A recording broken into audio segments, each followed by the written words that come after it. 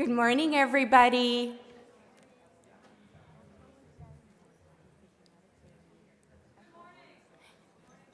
Thank you.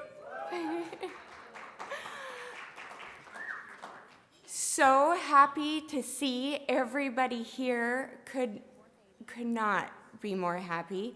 My name is Amber Freed. I founded SLC6A1 Connect in 2018 when my son Maxwell was diagnosed.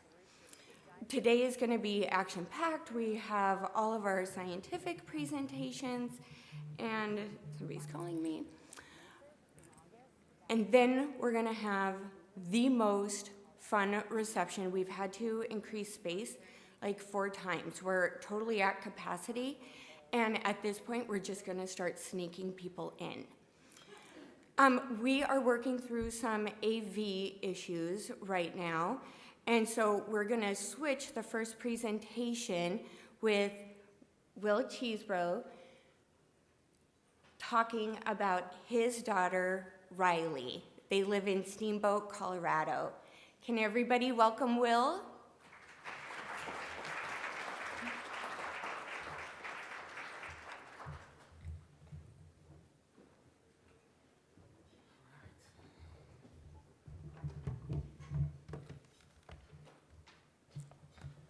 All right, can you guys hear me all right? Bear with me here. This computer crashed on the flight over yesterday, so I had to rewrite this last night, and I have only rehearsed it once, and it was about 30 seconds ago. Hi, my name is Will Cheesebro, and my wonderful wife Becca is sitting back here in the corner. Our 6-year-old daughter, Riley B., has SLC6A1. Riley was a pretty easy baby at the start. But after about 4 months, Becca noticed concerns with Riley not bringing her hands to her mouth and odd movements or looks that seemed seizure-y. Beyond tonic-clonic seizures, we really didn't know what we were looking at. I honestly didn't know that tonic-clonic seizures were called that. These observations were brought up at her 6-month checkup, and that brought us to our first trip to the Denver Children's Hospital for some testing and an MRI. Nothing really materialized from that. And over the course of the next 1.5 years, all things Riley started crumbling. Her feedings got a lot harder. The transition to food was brutal. And the sleep. What sleep? Becca was a warrior with the lack of all the sleep. We tried everything we could, and it seems like things were getting worse and harder somehow at the same time. So much screaming, so much crying. Riley was going through therapies, early intervention, OT, PT. These things were helping with gross motor skills and bringing her hands and use of her hands. But the progress was not keeping up, and there was still something that seemed off. At her 2-year checkup, her pediatrician asked how the autism screening went. It hadn't. We were still on a wait list for what had felt like a decade, calling every month to ask what the update was, and there was never one. A couple doctor calls later, and we had an autism screening and a sleep study scheduled. So off to Children's for an overnight we go. Riley gets her autism diagnosis just after she turned 2, as well as a global developmental delay.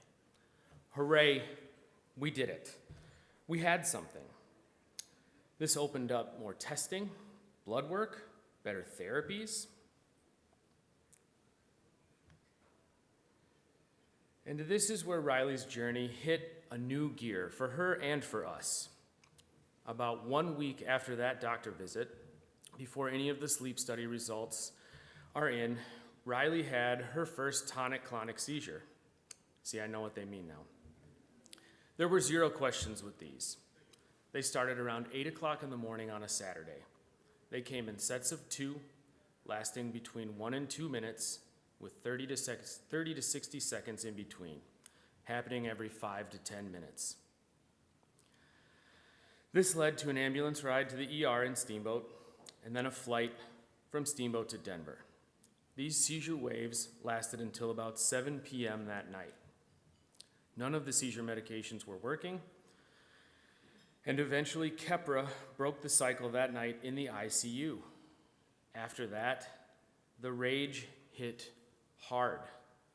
Our little girl was not happy, and she was not okay. After the seizures stopped that night and we were transferred to the neurology floor, we got a label of a fever-induced seizure event that was caused from a sickness that she got from her last hospital visit. And now that the seizures had stopped and eventually she was able to keep food down, I couldn't tell you how many days that we were there. That time is no longer linear in my brain. We were sent home. No answers and a lot of questions. That is when her drop seizures started happening. They would happen all day, every day, hundreds if not thousands a day. She could not function. So we loaded back up, went to Denver with the intent of we're gonna show them what we're seeing because we're fairly confident these are also seizures. When we got there, we found out that she had abnormal brainwave activity from the first sleep study. So we did another overnight EEG to see what was up. They gave us the little Jeopardy buzzer to hit every time we thought we saw something that could potentially be a seizure. They watched us in that room, hit that button over and over and over again. Eventually they came in and said, we're good on the button. We get it. We see it too. Since we were still waiting on blood work to come back, the plan was to treat her as epileptic, give her a seizure medication, which turned out to be clobazam, at a very small dosage. We stayed with family near Denver to monitor the seizures, not in a hospital setting, and see what would happen. Within 24 hours of her starting what is now, what I know, a very, very small dosage of seizure medication, the seizures went from hundreds to tens. She was running, she was playing. I saw light in her eye that I don't think that I had ever seen before. When the lab results came back a few weeks later, we got our official diagnosis of SLC6A1. What was that? Why is there nothing on the internet about this? A new chapter in Riley's adventure was about to start. Enter Amber Freed. What a force. Am I right?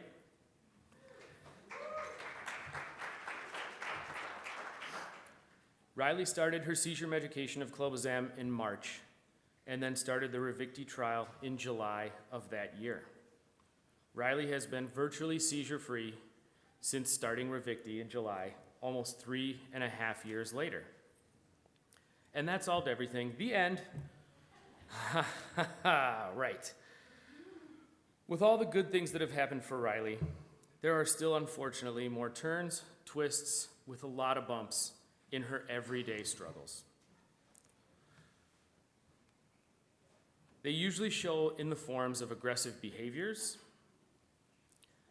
epic tantrums, screaming, hitting, biting, scratching. We're really working on the biting. And overall frustration. Mood swings can happen at the drop of a dime, for no reason at all, or for all the reasons. Outbursts can last 30 to 60 seconds, or 20 to 30 minutes. It is truly unreal, the physical stamina that it takes to go that hard for 30 minutes for a little girl who's only this tall. She faces a number of issues in social settings as well. With personal space, she struggles with listening and taking directions from peers or teachers or parents or anyone. As she grows and outgrows her dosages, these struggles can become more intense and more frequent, leading to be able to not participate in school or play or just everyday life activities. It feels like we are only treating a small part of what Riley has going on by handling her seizures. We are now the parents who take pictures of ourselves when we have bruises, scratches, cuts on our bodies or on her older sister MJ's. Riley unfortunately hears the words no, don't, and stop all the time, usually from myself or Becca, because we are trying to just rein her in and keep her functioning at a decent level. She's so happy in the moments that we call clarity, where it appears where everything lines up for just a sliver, sometimes 30 seconds, sometimes 60 seconds, 20 minutes. If it's an activity that she's excited about, it can be hours, but also sometimes not that.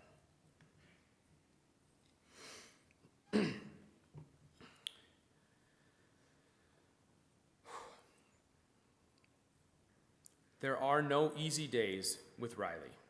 Some are definitely harder than others, but never an easy day. It is even harder to be away. The fear of what might happen that either myself or Becca could maybe have prevented. It broke my heart when I started to write some of this, because I truly dislike harping on how hard she has it and how unfair it is for her. But it is also very freeing to say it out loud. Just because I don't like it doesn't mean that it isn't true. The grit and determination that my daughter has is beyond inspirational. She has the greatest attitude for someone who struggles 24 hours a day. And I'm so beyond proud to be her dad. I would like to finish by saying that our family would not be in the situation that we are in, and I consider that to be a pretty good one, all things considered, without the people in this group, Amber Freed, Kim Fry, and all the people that are members of this group that were not able to make it. Thank you for fighting with us. Thank you for not taking no as an answer. We greatly appreciate it. Thank you.